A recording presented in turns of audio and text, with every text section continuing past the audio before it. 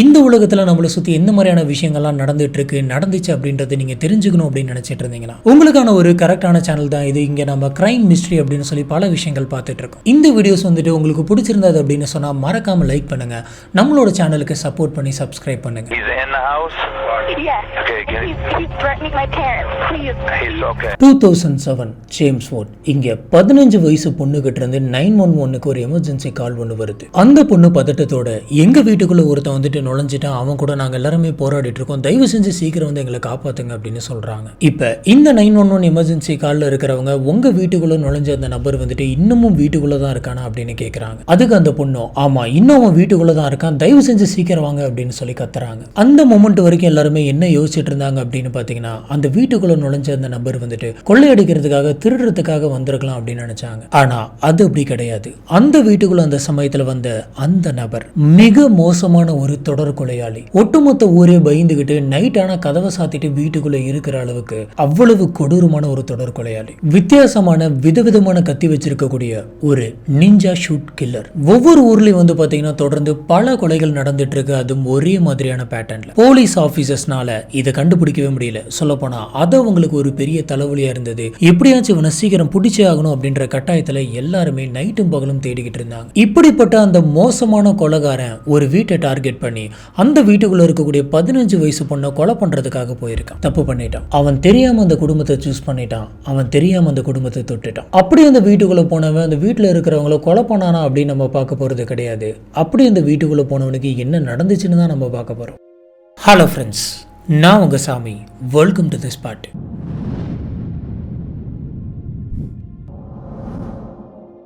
July 13, 2007 west Hanover township. இங்க dude அப்புறம் டேர்லின் அப்படின்ற ஒரு கப்பல் வந்துட்டு வாழ்ந்துட்டு இருந்தது. இவங்க இருக்கக்கூடிய அந்த பகுதி வந்து பாத்தீங்கன்னா ஹைவேக்கு கொஞ்சம் பக்கத்தில் இருக்கு. சுத்தி கொஞ்சம் நெய்பர்ஸ் எல்லாமும் இருக்காங்க. அப்புறம் இந்த கப்பலுக்கு நிக் அப்புறம் நிக்கோல் அப்படின்னு சொல்லிட்டு 2 குழந்தைங்க இருக்காங்க. டூடுக்கு வந்து அவங்களோட ஒய்ஃப கல்யாணத்துக்கு முன்னாடி தெரியும். சொல்ல போனா அவங்களோட 15வது வயசுல இருந்து இவருக்கு நல்லா தெரியும். இவருக்கு ஒய்ஃபா வரதுக்கு முன்னாடி இவங்க 2 பேருமே வந்துட்டு ஒரு நல்ல ஃப்ரெண்ட்ஸா இருந்தாங்க. சம்பவம் நடந்த அன்னைக்கு வந்து பாத்தீங்கன்னா டூடு வந்துட்டு அவரோட ஆபீஸ் ஒர்க் எல்லாம் முடிச்சுட்டு வீட்டுக்கு வந்து வீட்டோட காலிங் பெல் அடிக்கிறாரு. அவங்க ஒய்ஃப் வந்துட்டு கதவை ஓபன் பண்றாங்க. உள்ள வரும்போது இன்னைக்கு நிறைய ஒர்க் இருந்தது, ரொம்பவே தலைவலிக்குது, நான் போயிட்டு தூங்க போறேன் அப்படின்னு சொல்லிட்டு டூடு வந்துட்டு போயிட்டு தூங்கலாம் அப்படின்ட்டு போறாரு. டூட் வந்து இந்த மாதிரியான கேரக்டர் அப்படின்னு பாத்தீங்கன்னா எப்ப பாரு நிறைய ஒர்க் பண்ணிட்டே இருப்பாரு. ஒர்க்லயே வந்துட்டு எப்பயுமே என்கேஜா இருப்பாரு. ஆனா டேர்லின் வந்து அந்த மாதிரி கிடையாது. அவங்க வெளியில நிறைய இடத்துக்கு போவாங்க, எக்ஸ்ப்ளோர் பண்ணுவாங்க, அவங்களுக்கு நிறைய ஃப்ரெண்ட்ஸ் எல்லாம் இருக்காங்க. அதனால அவங்களோட போயிட்டு ஹேங் அவுட் பண்றது, பக்கத்தில் இருக்கக்கூடிய வாட்டர் ஹோல்ஸ் அப்படின்ற அந்த பிளேஸ்க்கெல்லாம் போயிட்டு என்ஜாய் பண்றது அப்படின்னு சொல்லி இவங்களோட லைஃப் வந்து பாத்தீங்கன்னா ரொம்பவே சூப்பரா போயிட்டு இருந்தது. டூட்க்கு எப்பயுமே ஒரு பழக்கம் இருக்கு. வழக்கமா வேலையை முடிச்சுட்டு வந்தார் அப்படின்னு சொன்னா வீட்டுல இருக்கக்கூடிய ஒர்க் எல்லாம் முடிச்சுட்டு ரொம்பவே சீக்கிரமாவே தூங்க போயிடுவாரு. இப்படி டூட் வந்துட்டு தூங்க போலாம் அப்படின்னு போன சமயத்துல டேர்லின் வந்துட்டு யாரோ ஒரு ஃப்ரெண்டு கூட போன் பேசிட்டு இருக்காங்க. சொல்ல போனா இவரு படுக்க போயிட்டாரு. ஆனா அவங்க ஒய்ஃபான டேர்லின் மட்டும் கண்டினியூஸா போன் பேசிட்டே இருக்காங்க. ராத்திரி 2 மணிக்கு கூட பேசிட்டு இருக்காங்க. கரெக்டா இப்படி இருக்கிறப்பதான் 2 மணிக்கு மேல டேர்லின் கூட போன் பேசிட்டு இருந்த அந்த ஃப்ரெண்டுக்கு வந்துட்டு வித்தியாசமான ஒரு சத்தம் டேர்லின் சைட்ல இருந்து கேட்டிருக்கு. அப்ப இன்னொரு பக்கம் போன் கால்ல இருந்த அந்த நபருக்கு வந்துட்டு என்னது இது சத்தம், என்ன இந்த மாதிரி வித்தியாசமா கேக்குது அப்படின்னு சொல்லி யோசிச்சுட்டே இருக்காரு. அப்போ இவருக்கு சடனா டேர்லின் வந்துட்டு பயங்கரமா கத்துற மாதிரியான சத்தம் கேட்டிருந்திருக்கு, அணத்துற மாதிரியான சத்தம் கேட்டிருந்திருக்கு. இதை கேட்ட உடனே டேர்லினோட ஃப்ரெண்டுக்கு பயங்கரமா ஷாக் ஆகுது. அந்த வீட்டுல என்ன நடந்துட்டு இருக்கு, என்னன்னே ஒண்ணுமே புரியலையே அப்படின்னு சொல்லிட்டு உடனடியாக அடிச்சு பிடிச்ச அவரோட கார் எடுத்துக்கிட்டு டேர்லினோட வீட்டுக்கே போறாரு. இப்படி வீட்டுக்கு போனவர் வீட்டுடைய கதவு போயிட்டு தட்டுறாரு. டேர்லின் டேர்லின் அப்படின்னு சொல்லி கூப்பிடுறாரு. அப்ப அந்த டோருக்கு பக்கத்தில் இருக்கக்கூடிய அந்த ஜன்னல் வெளியே என்ன நடக்குது அப்படின்னு சொல்லி எட்டி பார்த்தப்ப டேர்லின் ரொம்ப மோசமான முறையில கழுத்து அறுக்கப்பட்டு கொடூரமா இறந்து கிடக்கிறத பாக்குறாரு. இதை பார்த்து அவருக்கு என்ன பண்றது அப்படின்னு தெரியல. கதவை கண்டினியூஸா தட்டி பார்த்திருக்காரு. யாருமே வந்துட்டு அந்த கதவை திறக்கல. இதனால இவரு உடனடியா 911 எமர்ஜென்சி சர்வீஸ்க்கு கால் பண்ணியிருக்காரு. அடுத்த கொஞ்ச நிமிஷத்துல போலீஸ் ஆபீசர்ஸ் அந்த வீட்டுக்கு வராங்க. இப்பதான் வீட்டுக்குள்ள தூங்கிட்டு இருக்கக்கூடிய டூட் வந்துட்டு லைட்டா கண்ணு முழிச்சு பாக்குறாரு. அவரை சுத்தி நிறைய பிளாஷஸா போயிட்டு இருக்கு. இதை பார்த்து இவருக்கு வந்துட்டு டக்குன்னு ஷாக் ஆகுது. என்ன வீட்டுக்குள்ள ஏதோ பிளாஷ் அடிக்கிற மாதிரியான சவுண்ட்லாம் கேட்டுட்டு இருக்கு, என்னாச்சு அப்படின்னு சொல்லி யோசிக்கிறாரு. ஆனா ஏதோ நீங்க தப்பா இருக்குது அப்படின்னு மட்டும் அவருக்கு தெரியுது. அவர் பொறுமையா தூக்கத்துல எந்திரிச்சு வெளியில வராரு. அப்பதான் அங்க இருந்த போலீஸ் ஆபீசர் உங்களோட ஒய்ஃபை யாரோ ஒருத்தங்க ரொம்ப கொடூரமா கழுத்திருத்து கொலை பண்ணிருக்காங்க அப்படின்ற விஷயத்த சொல்றாங்க. போலீஸ் ஆபீசர்ஸ் உடனடியாக அந்த வீட்டை கம்ப்ளீட்டா சர்ச் பண்றாங்க. சர்ச் பண்ணி பார்த்ததுல ஒருத்தன் ஃபோர்ஸ்ஃபுல்லா அந்த வீட்டுக்குள்ள வந்த மாதிரியான எந்த ஒரு தடயமும் தெரியல. இவங்களும் எவ்வளவு தேடி பாக்குறாங்க. ஆனா வெளியிலிருந்து ஒரு நபர் வந்து உள்ள வந்த மாதிரியான எந்த ஒரு தடயமும் கிடைக்கல. இப்படி ஒரு விஷயம் தெரிய வருது அப்படின்னு சொன்னா அடுத்து எல்லாத்தோட சந்தேகமும் அவங்க ஹஸ்பண்ட் மேல தான் போகும். போலீஸ் ஆபீசர்ஸ்க்கும் டூட் மேல சந்தேகம் வந்துச்சு. போலீஸ் ஆபீசர்ஸ் இவங்க ஹஸ்பண்ட் கிட்ட இன்வெஸ்டிகேட் பண்றாங்க. ஆனா அவர் எனக்கு எதுவுமே தெரியாது, நான் தூங்கிட்டு இருந்த முழிச்சு பார்த்தப்ப நீங்க வந்தீங்க அப்படின்னு மட்டும் தான் சொல்றாரு. இந்த டூட் வந்துட்டு பொய் சொல்றதுக்கான வாய்ப்பு இருக்கு அப்படின்னு சொல்லி டூட கூட்டு போயிட்டு பாலிகிராஃபி டெஸ்ட்லாம் வந்துட்டு எடுத்து பார்க்கறாங்க. இந்த டெஸ்ட் எடுத்து பார்த்தப்ப இவர் எந்த ஒரு பொய்யுமே சொல்ல கிடையாது, அவர் தூங்கிட்டு தான் இருந்தாரு, அவர் சொல்றது உண்மைதான் அப்படின்ற மாதிரி வந்திருக்கு. ஆனா பாலிகிராஃபி டெஸ்ட்டை வந்துட்டு ஒருத்தங்க நினைச்சா லைட்டா கண்ட்ரோல் பண்ண முடியும், மேனிபுலேட் பண்ண முடியும். அதனால போலீஸ் ஆபீசர்ஸ் இந்த கேஸை சாதாரணமா விட கிடையாது. அவங்களோட சந்தேகம் எல்லாமே வந்து பாத்தீங்கன்னா டூட் மேல தான் இருந்தது. அதனால இவரை விடக்கூடாது அப்படின்னு சொல்லி போலீஸ் ஆபீசர் இவரை கூட்டு போயிட்டு உட்காந்து வச்சு இன்வெஸ்டிகேஷன் பண்ணாங்க. போலீஸ் ஆபீசர்ஸ் டூட பார்த்து உங்ககிட்ட கத்தி இருக்கா அப்படின்னு கேட்டிருக்காரு. அதுக்கு டூட் வந்து ஆமா என்கிட்ட நிறைய கத்தி இருக்கு, நான் கன்ஸ்ட்ரக்ஷன் சைட்ல ஒர்க் பண்றேன், அது மட்டும் இல்லாம நான் ஒரு லெதர் ஷாப் வச்சிருக்கேன், அது எல்லாத்துக்குமே கத்தி நான் யூஸ் பண்ண சொல்ல போனா என்கிட்ட இல்லாத கத்தியே கிடையாது அப்படின்னு சொல்லலாம், அத்தனை வகையான கத்தி நான் வச்சிருக்கேன் அப்படின்னு சொல்றாரு. அந்த சமயம் போலீஸ் ஆபீசர் வந்துட்டு ஒரு கத்தியை உறைஞ்சு காமிச்சு இந்த மாதிரியான கத்தி உங்ககிட்ட இருக்கா அப்படின்னு சொல்லி கேட்டிருக்காரு. இதை பார்த்த டூட் வந்துட்டு இந்த கத்தி ரொம்ப வித்தியாசமா இருக்கு, இந்த மாதிரியான ஒரு கத்தி என்கிட்ட கிடையாது அப்படின்னு சொல்றாரு. போலீஸ் ஆபீசர்ஸ்க்கு என்ன தோணுது அப்படின்னு பாத்தீங்கன்னா இவர் பொய் சொல்ற மாதிரி இல்ல, ஆனா ஏதோ ஒண்ணு மறைக்கிறாரு அப்படின்ற மாதிரி தோணிருக்கு. போலீஸ் ஆஃபீஸர் இவரையே சுற்றி வர்றதுக்கான ஒரு முக்கியமான காரணம் அந்த வீட்டுக்குள்ளே ஒருத்தவங்க நுழைஞ்ச மாதிரியான எந்த ஒரு தடயமும் கிடைக்கல. அது மட்டும் இல்லாமல் மனுஷனோட மனசு வந்துட்டு எந்த மாதிரி மாறும் அப்படின்னு சொல்லி யாருக்குமே தெரியாது.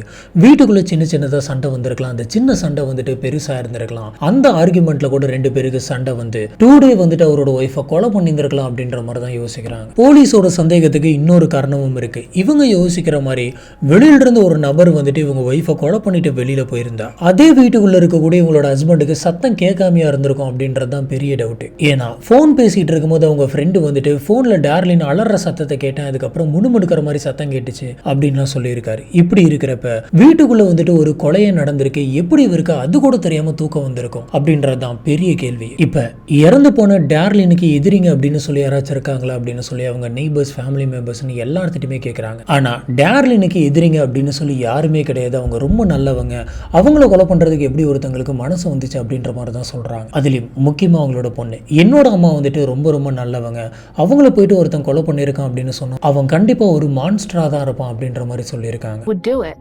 Who could be such a monster? இந்த பக்கம் போலீஸ் ஆஃபீஸர் வந்துட்டு டூட் தான் இந்த கொலையை பண்ணியிருப்பான் அப்படின்னு சொல்லி தேடிக்கிட்டு இருந்த அந்த சமயத்தில் உண்மையாலுமே அந்த வீட்டுக்குள்ளே வந்து கொலை பண்ணிட்டு போன அந்த தொடர் கொலையாளி அவனுடைய அடுத்த கொலையை பண்ணுறதுக்காக பல கிலோமீட்டர் தள்ளி போயிடுறான். 2 வாரம் கழிச்சு பிளம்ஸ்பெரி, நியூ ஜெர்சி, இங்க 38 வயசான மோனிகா அப்படின்ற ஒருத்தங்க இருக்கிறாங்க. இவங்க ரெகுலராகவே பக்கத்தில் இருக்கக்கூடிய லோக்கல் பாருக்கு வந்துட்டு போவாங்க, அங்கே வராமல் இருக்கவே மாட்டாங்க. பக்கத்தில் இருக்கக்கூடிய நெய்பர்ஸ் கிட்டலாம் இப்போ பாரு பேசிகிட்டே இருப்பாங்க, நிறைய மியூசிக்ஸ் கேட்பாங்க, மியூசிக் ஷோஸ்க்கெல்லாம் வந்துட்டு போவாங்க, என்ஜாய் பண்ணுவாங்க, டான்ஸ் பண்ணுவாங்க. இந்த மாதிரி ரொம்பவே ஒரு ஜாலியான ஒரு கேரக்டர். இது மட்டும் இல்லாமல் மோனிகா வந்துட்டு சின்னதாக ஒரு கிளீனிங் பிஸ்னஸ் பண்ணிட்டு இருக்காங்க. இவங்களுக்கு நிறைய ரெகுலர் கஸ்டமர்ஸ் இருக்காங்க, அடிக்கடி வந்து மோனிகாவை பார்த்துட்டு போவாங்க. இப்படி எல்லா இடத்துலையும் என்கேஜிங்காக இருக்கக்கூடிய மோனிகா சடனாக காணும், யாருமே வந்துட்டு அவங்கள பார்க்கல. நாட்கள் போயிட்டே இருக்கு, அவங்களுக்கு என்னாச்சுன்னு சொல்லி யாருக்குமே தெரியல. ஒவ்வொருத்தங்களாம் வந்துட்டு ரியலைஸ் பண்ண ஆரம்பிக்கிறாங்க, மோனிகா வீட்டை விட்டே வெளில வரலையோ, ஏன் இன்னைக்கு பாருக்கு வரலன்னு தெரியலையே, இங்கே ஒரு மியூசிக் ஃபங்க்ஷன் நடக்குது, கண்டிப்பாக அவங்க வந்துட்டு கலந்துருப்பாங்க, ஏன் கலந்துக்கலன்னு தெரியல அப்படின்னு சொல்லி ஒவ்வொருத்தரா யோசிக்க ஆரம்பிக்கிறாங்க. இப்பதான் அவங்களுக்கு மோனிகா வந்து எங்கேயோ காணாம போயிட்டாங்க போல இருக்கு, அவங்களுக்கு என்னமோ ஒன்று ஆயிடுச்சு அப்படின்றது தோண ஆரம்பிக்குது. உடனடியா அங்க இருந்தவங்க 911க்கு கால் பண்ணி போலீஸ்க்கு மோனிகா அப்படின்ற ஒருத்தங்களை பத்தின டீடைல்ஸ் கொடுக்குறாங்க. இங்க மோனிகாவோட ஃபேமிலி மெம்பர்ஸ் எல்லாருமே வந்து பாத்தீங்கன்னா வெளியில் இருக்காங்க, இவங்க தனியா வீடு எடுத்து தங்கி இருக்காங்க. இப்ப இவங்களுக்கு என்னாச்சு அப்படின்னு சொல்லி செக் பண்றதுக்காக ஒரு போலீஸ் ஆபீசர் மோனிகாவுடைய வீட்டு கதவை போயிட்டு தட்டி பாக்குறாரு. ஆனா யாருமே அந்த கதவை திறக்கல. போலீஸ் ஆபீசர் வந்துட்டு கம்ப்ளீட்டா செக் பண்ணி பார்த்தரலாம், ஏதோ ஒன்று தப்பா இருக்குது அப்படின்னு சொல்லி அந்த டோர் 2 வாட்டி தள்ளி உடைக்கிறாரு. இவர் தள்ளின ஃபோர்ஸ்க்கு அந்த டோர் வந்துட்டு அன்லாக் ஆகுது. இதுக்கப்புறமா அவர் வீட்டுக்குள்ள போய் பார்த்திருக்காரு,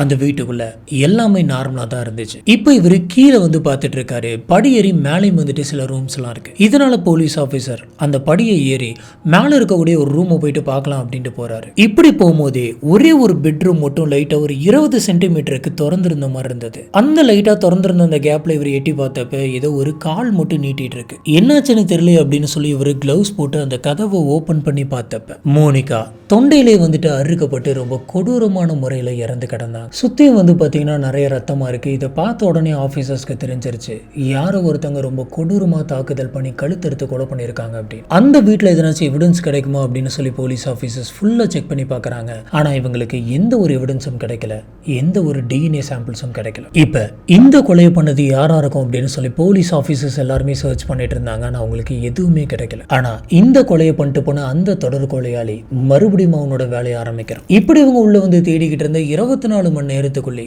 அன்னைக்கு நைட்டு 11 மணிக்கு இந்த சம்பவம் நடந்ததுக்கு பக்கத்து டவுன்ல ஒரு லேடி தன்னோட நாயை கூட்டிக்கிட்டு வாக்கிங் போலாம் அப்படின்னு சொல்லி ரோட்ல நடந்து போயிட்டு இருக்காங்க. அப்ப இவங்க தூரத்துல பிளாக் கலர் ட்ரெஸ் போட்டு பிளாக் கலர்ல ஃபேஸ் மாஸ்க் போட்டு சுத்தி கத்திலாம் வச்சிருக்க மாதிரியான ஒரு நபரை பாக்குறாங்க. இந்த நபர் அந்த லேடியை பார்த்த உடனே கொஞ்சம் கூட டைம் வேஸ்ட் பண்ணாம சைட்ல சொருகி இருக்கக்கூடிய அந்த பிளேடு எடுத்துக்கிட்டு இவங்களை நோக்கி வேக வேகமா வந்திருக்கான். இதை பார்த்த உடனே இவங்களுக்கு அள்ளிவாரி போடுது. உடனடியாக அவங்களோட நாயை பிடிச்சிட்டு வேக வேகமா ஓடி போயிட்டு அவங்களோட வீட்டுக்குள்ள போய் கதவை சாத்திக்கிறாங்க. இப்படி இவங்க கதவை சாத்தின கையோட 911 எமர்ஜென்சி காலுக்கு ஃபோன் பண்ணி இந்த மாதிரி ஒரு நபர் என்ன துரத்திட்டு வரான், அவன் பார்க்கறதுக்கு நார்மலால அப்படின்னு சொல்லி ரிப்போர்ட் பண்ணியிருக்காங்க, கத்திருக்காங்க. இன்னொரு பக்கம் எமர்ஜென்சி காலில் இருந்தவங்க சொல்லுங்க அவன் பார்க்கறதுக்கு எப்படி இருந்தான், போலீஸ் ஆஃபீஸர்ஸ்லாம் உங்க வீட்டுக்கு வந்துட்டு இருக்காங்க, நீங்க பயப்படாதீங்க, இப்போ அவன் எங்க இருக்கான் அப்படின்ற மாதிரி கேட்குறாங்க. அதுக்கு இவங்க இப்போ அவன் வீட்டுக்கு வெளியில் இருக்கக்கூடிய ஜன்னல் வழியா நின்று பார்த்துட்டு இருக்கான், அவன் வீட்டு கதவை உடைக்கிறான், சீக்கிரம் வாங்கன்னு கத்திருக்காங்க. ஒரு பக்கம் போலீஸ் ஆஃபீஸர்ஸ் அந்த வீட்டை நோக்கி வந்துட்டு இருக்காங்க, இன்னொரு பக்கம் இவங்க கிட்ட எமர்ஜென்சி காலில் பேசிட்டு இருக்காங்க. அவன் இப்போ ஃப்ரெண்ட் டோர் உடைச்சிட்டு இருக்கிறதாம், நான் உள்ளே இருக்கக்கூடிய ஒரு ரூம்குள்ள கதவை சாத்திட்டு இருக்கிறேன் அப்படின்னு இவங்க சொல்லியிருக்காங்க.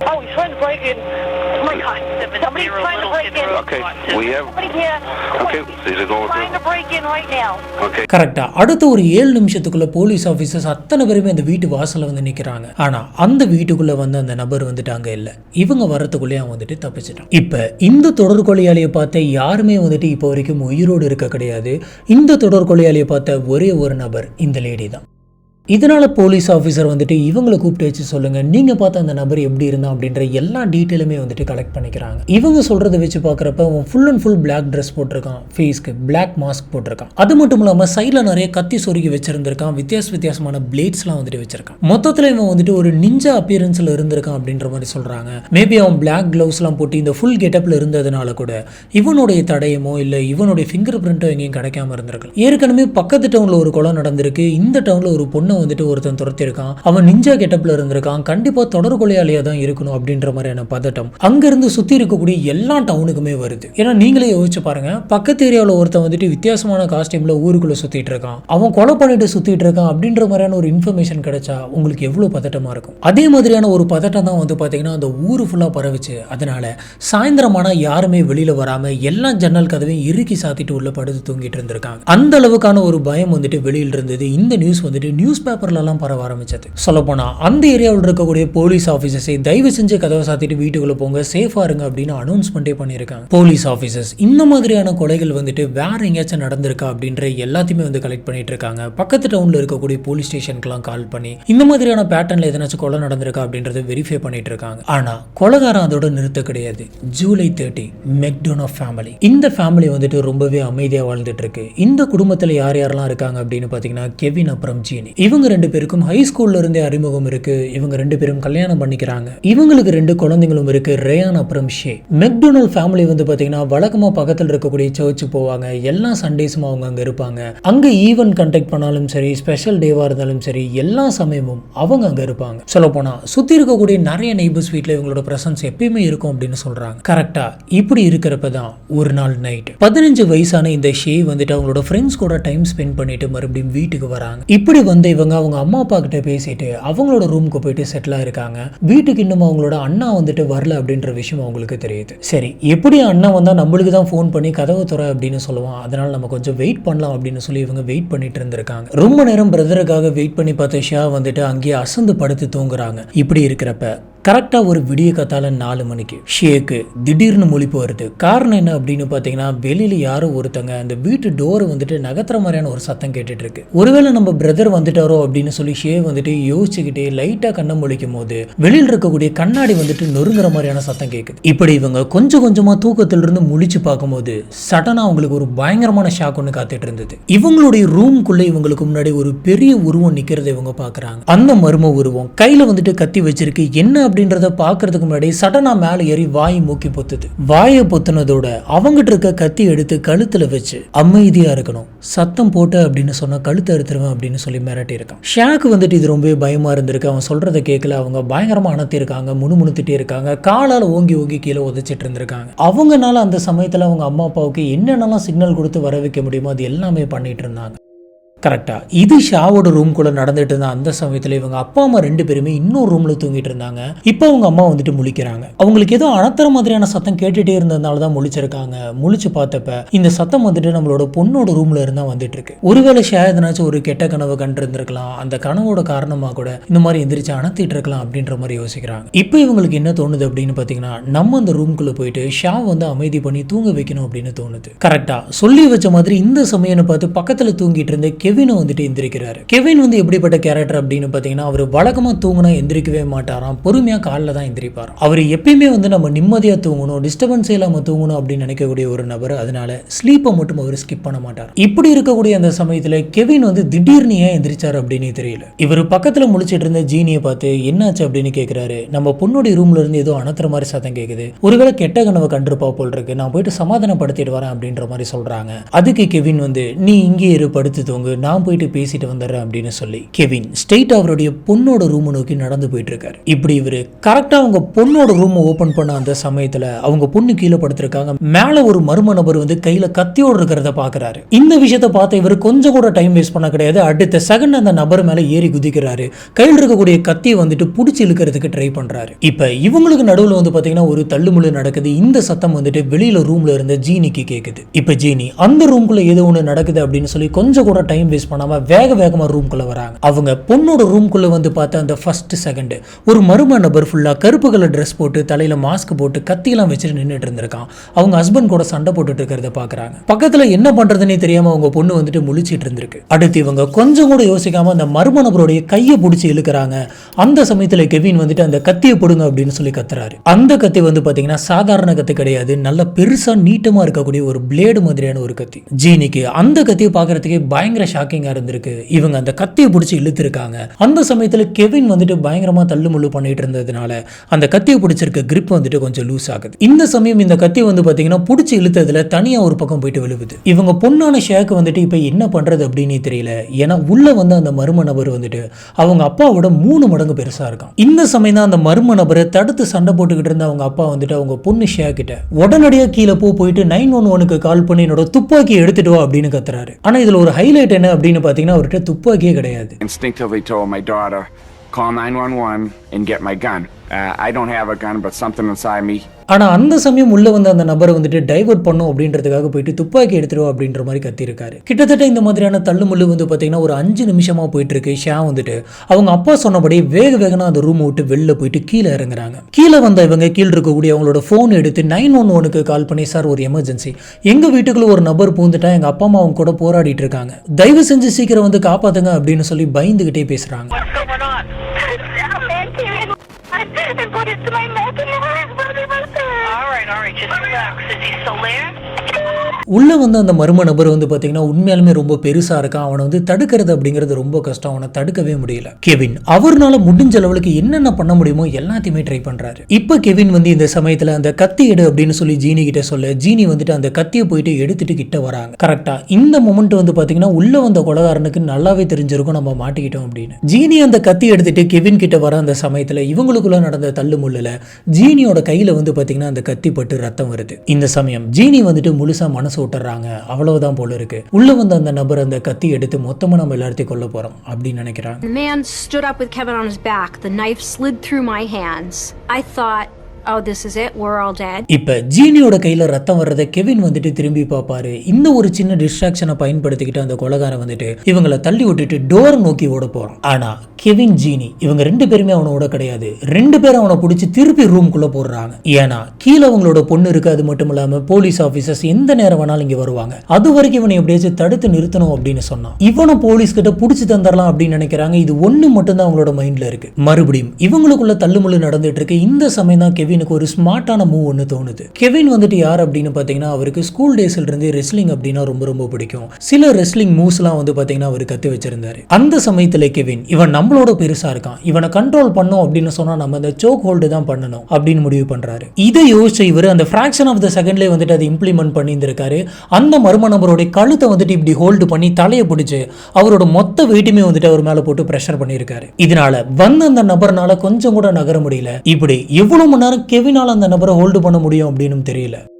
அப்படியே கீழே வந்து பாத்தீங்கன்னா ஷா வந்துட்டு 911 எமர்ஜென்சி கூட பேசிட்டு இருக்காங்க. இந்த எமர்ஜென்சி கால்ல இருக்கிறவங்க அந்த நபர் இன்னும் வீட்டுக்குள்ள தான் இருக்கானா, எங்க இருக்கான் அப்படின்ற டீடைல்ஸ் எல்லாம் கேக்குறாங்க. இன்னொரு பக்கம் போலீஸ் ஆபீசர்ஸ் வந்துட்டு இருக்காங்க. அவன் மேலதான் இருக்கான், என்னோட அப்பா அம்மா கூட சண்டை போட்டுட்டு இருக்கான், என்னோட அப்பா அம்மாவுக்கு இப்ப என்னாச்சுன்னு எனக்கு தெரியல, ரொம்ப பயமா இருக்கு, நீங்க தயவு செஞ்சு சீக்கிரம் வாங்க அப்படின்னு சொல்லி அவங்க நடுங்கிக்கிட்டே பேசியிருக்காங்க. Online with me. He has a mask on, all black mask. He's like a big guy. Is he still in the house?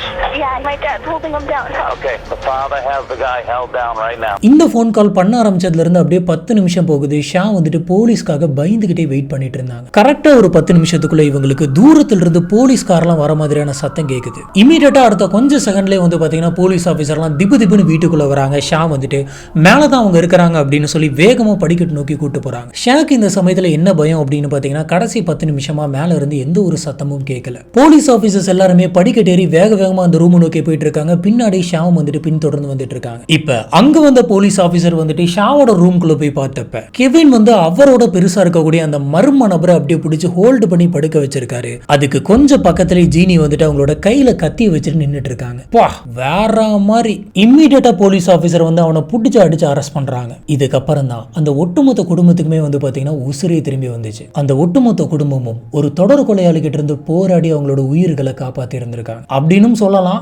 என்ன கேட்டீங்க அப்படின்னா அந்த போலீஸ் ஆபீசர்ஸ் இன்னும் ஒரு 10 நிமிஷம் லேட்டா வந்திருந்தாங்கன்னா அவங்க எல்லாரும் சேர்ந்து அந்த சீரியல் கில்லரே முடிச்சிருப்பாங்க. இதுல இருந்து என்ன தெரியுது அப்படின்னு பாத்தீங்கன்னா ஃபேமிலி அப்படின்னு வந்துருச்சுன்னா எல்லாருமே சூப்பர் ஹீரோஸ் தான். வெளில போயிருந்த அவங்க பையன் மட்டும் அந்த சமயம் வந்திருந்தா சீனே வேற மாதிரி இருந்திருக்கும். பாத்தீங்களா, கமர்ஷியல் படத்தையே மிஞ்சுற அளவுக்கு ஒரிஜினல் லைஃப்ல நிறைய நடக்குது. இப்பதான் மாஸ்க்குள்ள இருக்கக்கூடிய அந்த மர்ம நபர் யார் அப்படின்றத பாக்குறாங்க.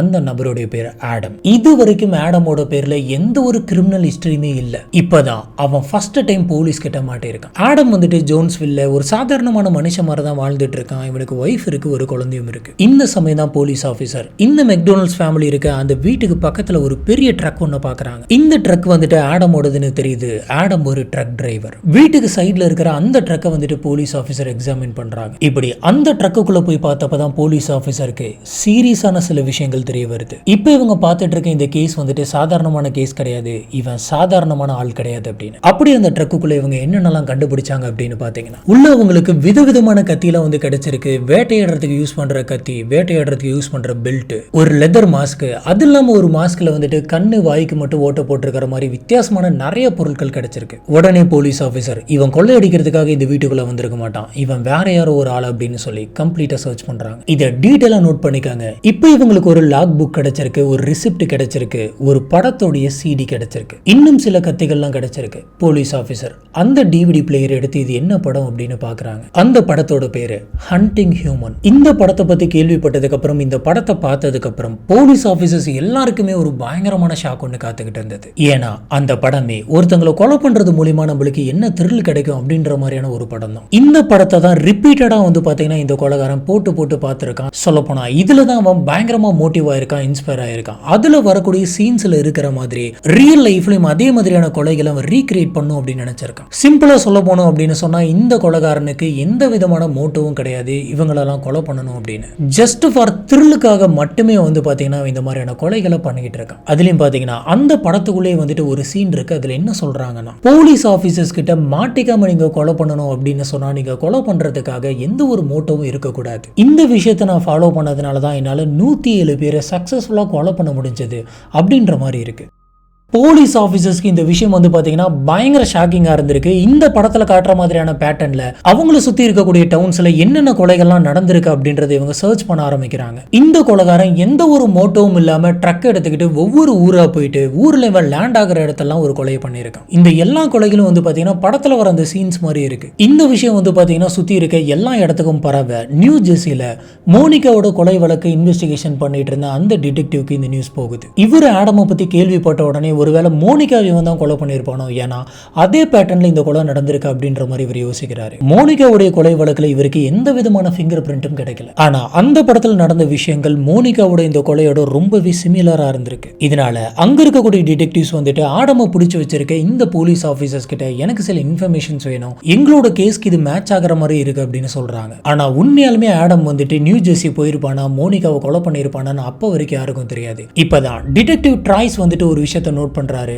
அந்த ட்ரக்குக்குள்ள கிடைச்ச ஒரு ரிசிப்ட். அந்த ரிசிப்டோட பிரிண்டிங்கை நல்லா பாத்தீங்க அப்படின்னு சொன்னா அங்க பிளாம்ஸ்பெரி நியூ ஜெர்சி அப்படின்னு சொல்லி போட்டிருந்திருக்கும். அதுக்கப்புறம் அந்த பில்லில் இருக்கக்கூடிய அந்த டேட் 29 ஜூலை 2007 எக்ஸாக்டா இந்த டேட்ல தான் வந்து பாத்தீங்கன்னா மோனிகாவுடைய கொலை நடந்திருக்கு. இன்னும் அந்த ரிசிப்ட்ல இருக்கக்கூடிய டைமிங்லாம் வச்சு பாக்குறப்ப மோனிகாவோட கொலை நடக்கிறதுக்கு கொஞ்ச நேரத்துக்கு முன்னாடி தான் அந்த கடையில போயிட்டு அவன் பொருளே வாங்கியிருக்கான். இப்ப அங்க இருந்த போலீஸ் ஆபீசர், இங்க இருக்கிற போலீஸ் ஆபீசர் எல்லாருமே ஆடமை கூப்பிட்டு வச்சு கஸ்டடியில வச்சு விசாரிக்கிறாங்க. இப்ப ஆடமை பார்த்த போலீஸ் ஆபீசருக்கு ரொம்ப ஆச்சரியமா இருந்திருக்கு. ரொம்பவே நார்மலான ஒரு மனுஷன் மாதிரி ரொம்பவே கேஷுவலா வந்து உட்கார்ந்துருக்காரு. இவர்கிட்ட பேச்சு கொடுத்திருக்காங்க, 1 மணி நேரமா விசாரிச்சிருக்காங்க. இப்போ வரைக்குமே எந்த கேஸ்க்காக நம்மளை கூப்பிட்டு வச்சு விசாரிக்கிறாங்க அப்படின்றது ஆடம்க்கு தெரியாது. ஏன்னா இவர் எதனால மாட்டினார் அப்படின்னு பாத்தீங்கன்னா அந்த மெக்டொனால்ட்ஸ் ஃபேமிலிக்குள்ள அத்துமீறி உள்ள நுழைஞ்சதுனால போலீஸ் ஆபீசர் நீங்க தானே இந்த கொலைகள்லாம் பண்ணது அப்படின்ற மாதிரி எந்த ஒரு கேள்வியுமே கேட்காம சொல்லுங்க எதனால நீங்க அவங்க வீட்டுக்குள்ள போனீங்க அப்படின்ற மாதிரி ரொம்ப நார்மலான क्वेश्चंस எல்லாம் வந்துட்டு கேட்டிருக்காங்க. ரொம்ப நேரம் நார்மலா பதில் சொல்லிட்டு இருந்த ஆடம் வந்துட்டு ஒரு மணி நேரம் கழிச்சு மோனிகாவை நான் தான் கொலை பண்ணேன், நான் தான் நியூ ஜெர்சிக்கு போயிருந்தேன், போயிட்டு மோனிகாவை இந்த மாதிரி கொலை பண்ணேன்னு எல்லா டீடைல்ஸுமே வந்துட்டு ஒத்துக்கிறேன். Had the knife, it was on the bed. She rolled against it, cut right here. Best I can tell. And I'm no medic. Put this jugular vein right here. இன்னும் நீ என்னென்ன கொலைகள் பண்ணியிருக்க அப்படின்னு சொல்லி விசாரிச்சுட்டு இருந்திருக்காங்க. இதுக்கிடையில ட்ரக்குக்குள்ள இருந்து இவங்களுக்கு கிடைச்ச அந்த கத்தியெல்லாம் எடுத்து லேபுக்கு அமிச்சு அதுல யார் யாரோட டிஎன்ஏ சாம்பிள்ஸ் எல்லாம் இருக்கு அப்படின்ற மாதிரி செக் பண்ணிட்டு இருக்காங்க. கூடவே இந்த ட்ரக் கடைசி எங்கெங்க போச்சு, அதாவது ஆடம் வந்துட்டு எந்தெந்த வழியா வந்துட்டு போனாரு அப்படின்றதையும் விசாரிக்கிறாங்க. இப்பதான் எல்லாருமே இந்த ட்ரக் ரூட்டை வச்சு அந்தந்த ஏரியாவில் நடந்த அந்த கொலைகளை வந்துட்டு போலீஸ் ஆபீசர்ஸ் கனெக்ட் பண்றாங்க. இந்த விசாரணையோட முடிவுல ஆடமை கூட்டிட்டு வந்து கோர்ட்ல நிறுத்துறாங்க. சொல்ல போனா ஆடமை நார்மலா கோர்ட்ல நிறுத்த கிடையாது, ஒரு பெரிய புல்லட் ப்ரூஃப் கூண்டு மாதிரி ஒண்ணு வச்சு அந்த கூண்டுக்குள்ள நிறுத்தி இருக்காங்க. இங்க மெக்டொனால்ட்ஸ் ஃபேமிலியும் வந்திருக்கு. இப்பதான் இந்த மெக்டொனால்ட்ஸ் ஃபேமிலியில் இருக்கிறவங்க எல்லாருமே மாஸ்க் இல்லாம ஆடமை நேர்ல பாக்குறாங்க. இந்த கோர்ட்ல ஆடம் வந்துட்டு இந்த மெக்டொனால்ட்ஸ் ஃபேமிலியை வந்துட்டு முறைச்சு பார்த்த மாதிரி பார்த்துட்டே இருந்திருக்கான். இப்ப மோனிகாவுடைய கேஸ்ல இவன் தான் இந்த கொலையை பண்ணியிருக்கான் அப்படின்னு சொல்லி எல்லா ஆதாரத்தையும் திரட்டி வந்து காட்டுறாங்க. இதுபடி இவனுக்கு 25 இருந்து 30 வருஷம் ஜெயில் தண்டனை கிடைக்குது. ஆனா இந்த தண்டனை இந்த கேஸ்க்கு மட்டும்தான், இன்னும் பல கேஸ் வந்துட்டு பெண்டிங்ல இருக்கு. இந்த மெக்டொனால்ட்ஸ் ஃபேமிலியில் இருக்கிறவங்க இந்த நல்லது மட்டும் பண்ண கிடையாது, கூடவே இவனால பாதிக்கப்பட்ட எல்லா குடும்பத்துக்கும் போயிட்டு ஒரு சப்போர்ட்டிவா இருந்தாங்க. இவங்க அங்க வந்த மோனிகாவுடைய அம்மாவை பாக்குறாங்க. அவங்க ரொம்பவே உடைஞ்சு போயிட்டு கோர்ட்ல உட்கார்ந்துருக்காங்க. அவங்களுக்கும் போயிட்டு மெக்டொனால்ட்ஸ் ஃபேமிலி வந்துட்டு ஆறுதல் சொல்றாங்க. இந்த கேஸை நம்ம நல்லபடியா முடிக்கலாம், நீங்க எதுக்கும் கவலைப்படாதீங்க, மோனிகாவுக்கு வந்துட்டு கண்டிப்பா ஒரு நல்ல ஜஸ்டிஸ் கிடைக்கும் அப்படின்னு சொல்றாங்க. அந்த கேஸோட முடிவுல ஆடம்க்கு வந்துட்டு ஒரு 50 வருஷம் ஜெயில் தண்டனை கிடைக்குது. இதோட நிக்க கிடையாது, ஸ்டார்டிங்ல நம்ம பார்த்த டூட்டோட கேஸும் வந்து பாத்தீங்கன்னா இன்னுமே பேலன்ஸ் இருக்கு. இவன் தான் அந்த கொலையும் பண்ணியிருக்கான் அப்படின்ற விஷயம் தெரிய வருது. லேப்ல டெஸ்ட் பண்ண கொடுத்த அந்த கத்தியில டோட்டோட ஒய்ஃபான டார்லினோட டிஎன்ஏ சாம்பிளும் இருந்திருக்கு. இதை வச்சு இந்த கொலையும் வந்தா பண்ணா அப்படின்றத கன்ஃபார்ம் பண்றாங்க. மெக்டொனால்ட்ஸ் ஃபேமிலி இந்த கேஸ்க்குமே வந்துட்டு கோர்ட்டுக்கு வந்திருக்காங்க. அந்த சமயத்துல இவங்க வெளியில சோகமா உட்கார்ந்திருந்த ஒரு நபரை பாக்குறாங்க. அவரு தான் டோட். இவங்க அவர்கிட்டயும் போயிட்டு பேசுறாங்க, சமாதானம் சொல்றாங்க, சப்போர்ட்டிவா இருக்காங்க. கடைசியா டார்லினை கொலை பண்ணது அவங்க ஹஸ்பண்டான டோட் கிடையாது, இந்த ஆடம் தான் அப்படின்றது எல்லாருக்குமே தெரிய வர டோட் வந்துட்டு அந்த சமயம் பயங்கரமா அழுகிறாரு. இந்த மெக்டொனால்ட்ஸ் ஃபேமிலி வந்துட்டு சாதாரண விஷயம் பண்ண கிடையாது, அவங்க ரொம்ப பெரிய விஷயம் பண்ணியிருக்காங்க. இவங்க அந்த கொலைகாரனை தடுத்து நிறுத்தினது மூலியமா அவங்க மட்டும் தப்பிக்க கிடையாது. இதுக்கு முன்னாடி அவனால பாதிக்கப்பட்ட விக்டிம்ஸ்க்குலாம் வந்துட்டு ஒரு ஜஸ்டிஸ் கிடைச்சிருக்கு. சொல்ல போனா டோட் வந்துட்டு அந்த கேஸ்ல இவர் தான் அவங்களோட ஒய்ஃபை கொலை பண்ணிட்டாரு அப்படின்னு சொல்லி ஜெயிலுக்கு போறதா இருந்தாரு. ஆனா இவங்க அந்த கொலைகாரனை தடுத்து நிறுத்தினதுனால இப்ப இவர் ஜெயிலுக்கு போக கிடையாது, நிம்மதியான ஒரு வாழ்க்கையை வாழ்றாரு. அண்ட் அது மட்டும் கிடையாது, இவங்க அன்னைக்கு அந்த கொலைகாரனை பிடிச்சதுனால இவன் மேற்கொண்டு பண்ணலாம் அப்படின்ற பல கொலைகளை வந்துட்டு இவங்க தடுத்து நிறுத்தி இருக்காங்க. இவங்க மட்டும் குடும்பமா சேர்ந்து அன்னைக்கு அவனை தடுத்து நிறுத்தல அப்படின்னு சொன்னா இன்னும் அவன் எத்தனை கொலையை பண்ணியிருப்பான்னு யாருக்குமே தெரியாது. ஏற்கனவே ஆடம்க்கு 80 வருஷம் ஜெயில் தண்டனை கிடைச்சது. கூட இதுல ஒரு 20 வருஷத்தை சேர்த்து மொத்தம் 100 வருஷம், அதாவது சாகர வரைக்கும் வெளியிலே வர முடியாத மாதிரியான ஒரு தண்டனை கிடைக்குது. உண்மையான ஹீரோ அந்த ஃபேமிலி தான். ஷா வந்துட்டு கத்தியை காட்டினப்ப பயந்து போயிட்டு கத்தாம அமைதியா இருந்திருந்தா கூட அவன் அன்னைக்கு கொலை பண்ணியிருப்பான். ஆனா ஷா ரொம்பவே தைரியமா வாயை பொத்திருந்தாலும் அதையும் மீறி வந்துட்டு அவங்க கத்தி அவங்களோட பேரண்ட்ஸுக்கு சிக்னல் கொடுத்து வர வச்சிருக்காங்க. அப்புறம் இந்த 15 வயசு பொண்ணுடைய அப்பா அம்மா கெவின் அப்புறம் ஜீனி, இவங்க 2 பேரும் தைரியமா அந்த கொலைகாரனோட சண்டை போட்டு போராடி சக்சஸும் பண்ணியிருக்காங்க. இதெல்லாம் வந்து சாதாரணமான விஷயமே கிடையாது, பயங்கரமான விஷயம். சோ